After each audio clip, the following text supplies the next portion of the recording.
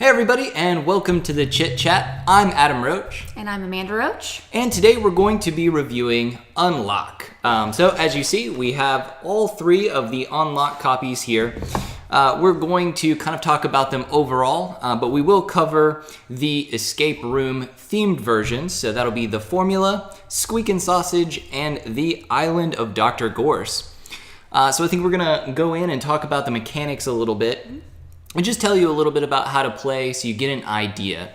So many escape games are going to require a lot of destruction and things of that nature, but that's not the case here. Basically, it's just a large deck of cards. They're going to have pictures and symbology and stories on them, and they're going to have kind of a nifty color-coded action type thing. So red and blue cards are basically your basic mechanics. They're puzzle pieces, things that can be combined. So a red card can be combined with a blue card, and that's typically going to be like taking a key and putting in a lock thematically if you've done real escape rooms before.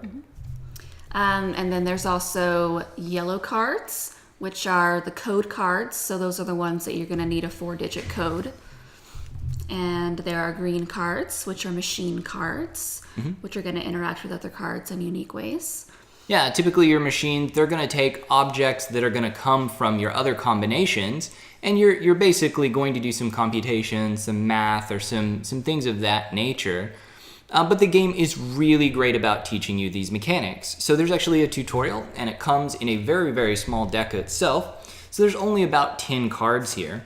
And you're going to lay them out on the table. It's going to give you a little bit of a story, and it's going to give you an idea of what each of these cards are. So a blue card, for example, is going to look something like this. It's just going to be a wire. You're going to be able to combine it with something else. Here's a red card. Here's a TV. Maybe you would power this, maybe not. Keep in mind this is a tutorial scenario, so I'm not spoiling anything in the game. But basically, it does a great job of introducing you to a lot of the different mechanics. It walks you through every different card. There are also gray cards in this game. And, you know, something that we really thought about was when you read the rules, when you go through the tutorial, knowing what colors the cards are really important. Yes. Pro tip. We've spent a lot of time trying to make a card give us a 4-digit code clue when all we really needed was a 2-digit clue, and that'll throw you off. So right. Paying close attention to the tutorial, the different types of cards, and what you're looking for with each card is really important. So for example, I'm going to pull up the app here, and we're going to show you what we mean by a code card. So a yellow card is going to require you to take your phone, and it's got this nifty app here. It's pretty basic, but it has a few things. It's going to give you hints overall. So if you may be stuck somewhere, it's going to give you hints about hidden objects, which is also portions of this game. So think of that like a real escape room where you're looking for pieces of paper or something hidden under a floorboard. You might actually have that in the cards here. Look at someone's pocket. Maybe there's a hidden item there or a number on it, which will trigger you to look for a card. But basically the codes, you're going to click a button here. You're going to enter a 4-digit code on this keypad here. And I don't know how well that translates to the video, but that's what you're going to do. And you can get really hung up if you try to use a code on any card other than a yellow card. And you do get penalized for just typing in random codes, so that'll also really add up on you. Right. It's not free form. So another thing we'll talk about mechanically here is often when you're combining cards, it's going to trigger you to look at another card. If you're combining things just to do so, so I see a card here, number 17, a card here, number 13, and I combine them and look at card 30, but I'm not doing that logically, or I'm not doing that because of a puzzle. There are a lot of penalty cards in here. So if you're just looking at cards at random, you're going to lose time, you're going to lose other things. You could end up having to destroy parts of your machine that you've already built, and you don't want to do that. So what else mechanically are we looking at here? We've got hidden objects, we've got a couple of different puzzle types, and we've got kind of a form that moves you through a room. So they do a really nice job of taking what seems to be a difficult to use just plain card and arranging them in a lot of really creative ways to make cool puzzles. So I agree. And the app is integrated very well. It's not intrusive. It's very helpful without being something that you basically get the answer. It actually doesn't even give you the answer except in very rare cases, and you have to say that's okay, and usually it penalizes when you do so. In addition, you get a ranked score at the end, so the less hints you take, the better your score will be. So I felt the mechanics in this were really solid. To me, it felt a lot like an escape room, a lot like a live version of an escape room. Yeah, I mean, a lot of the puzzles, they were very, logical in that you have a key, you have a lock, you want to combine them. They do a really good job of making it easy to use and still challenging. So Agreed. I do like it. How about the thematics? What do you think about that? So theme is hard on a few of these. So I would say the formula has probably a fairly generic theme. I thought it was nice. It was well done, and I did feel like I was in an escape room, but nothing jumped out at me. The Squeak and Sausage is adorable. It's got a lot of cartoon art in there. It's goofy. It does not take itself seriously, and I really got into that one. I'm a little bit, Isle of Dr. Gorse was kind of a cool escape, I did feel like we were on the island. So I thought theme was relatively strong considering all you have is a deck of cards. What do you think? What would you... I would agree. I think Squeak and Sausage was my favorite. I think the theme really came through, and that's being able to change it into a more fantastic art style is the benefit of this kind of game, I think, versus a really kind of standard escape room theme where you could get with really any medium. I think Squeak and Sausage really took advantage of their unique medium. Yeah.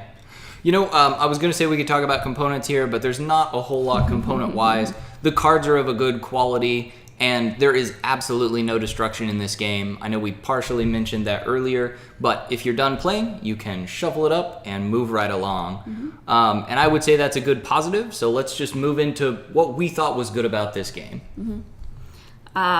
There's no setup at all, so it's just really easy to open it and just start playing. Right. So, for a evening at home, you want to just get right into a game, this is the game for you. Yep, download the app and you're ready to go. And virtually, if you play the tutorial, there's no teaching at all. Tutorial will take you 10 minutes max.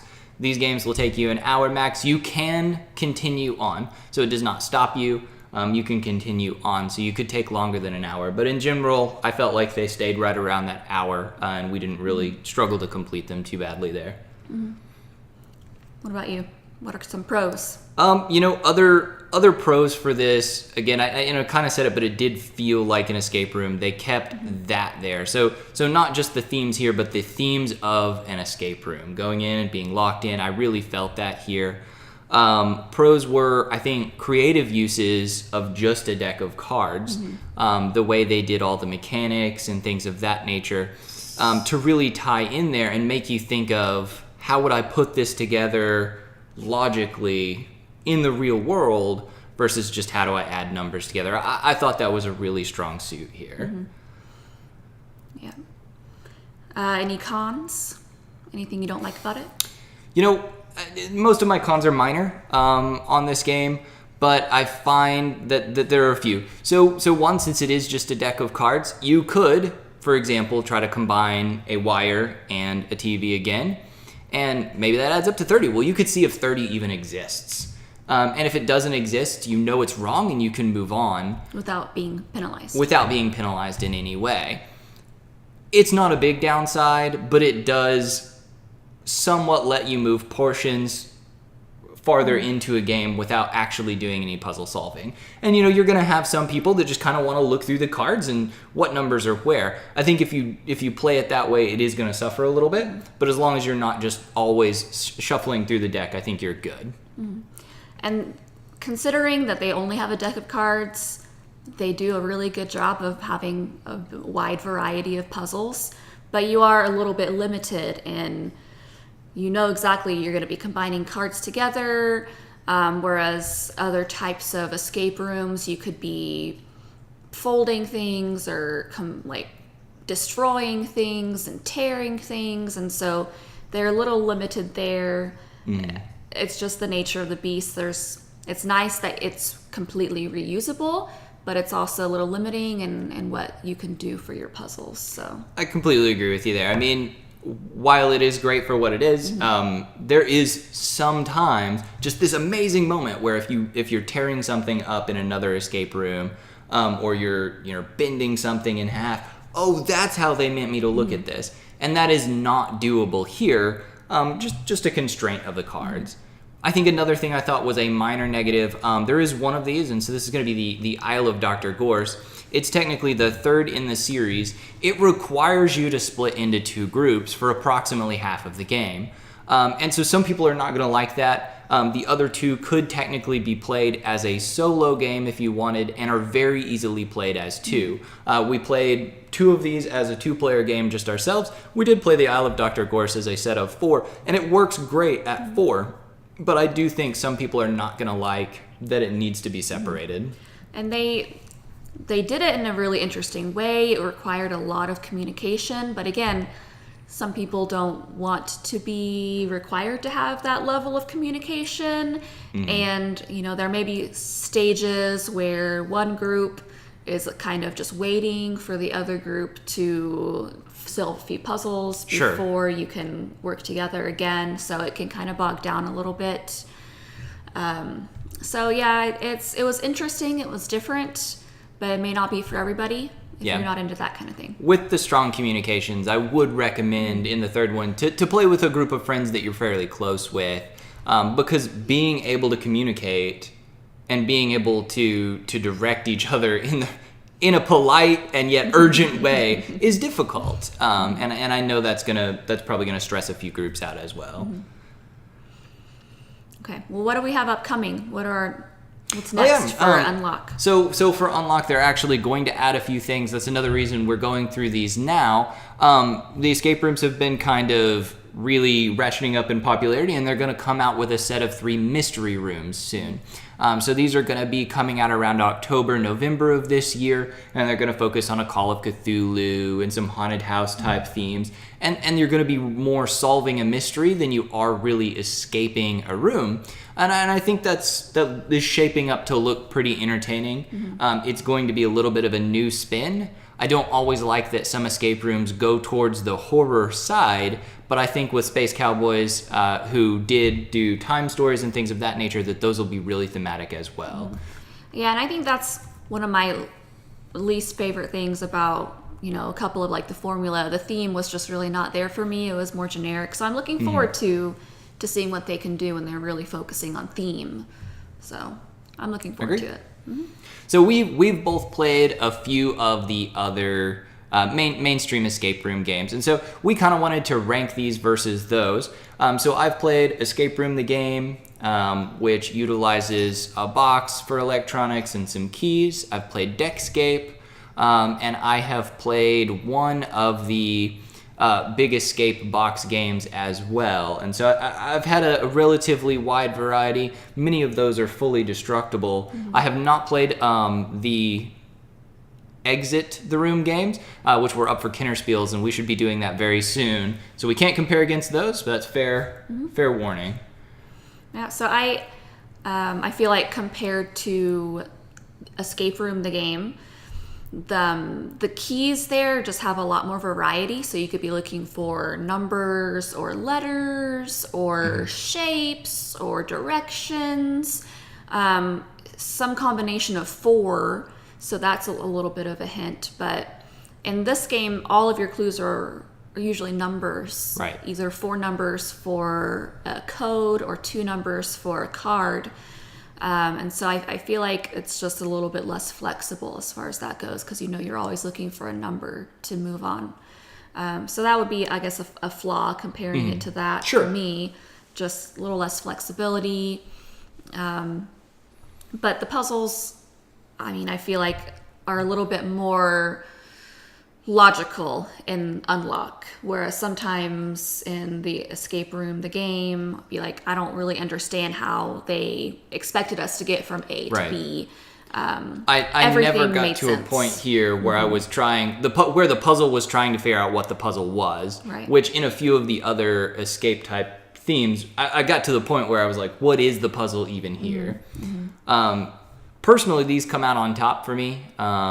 They're just because of the ease to set up, the speed to learn, and the feel of really being an escape room. They come out on top.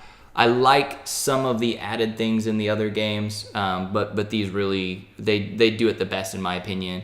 Deckscape is also cool and has a very similar theme to this, but they're much, much easier. And for me, that just really felt short. I did the entire game primarily solo, and I did it in under 30 minutes. And so that's a bit underwhelming for me, but... Yeah, so I think where Unlock really shines is its ease to set up, ease to set down, to break down, and the quality of the puzzles are really great, and especially when the theme comes through, it's a really, really fun game, easy to play with by yourself or a group. It's just really fun little game. Awesome. Well, final judgment? Yes.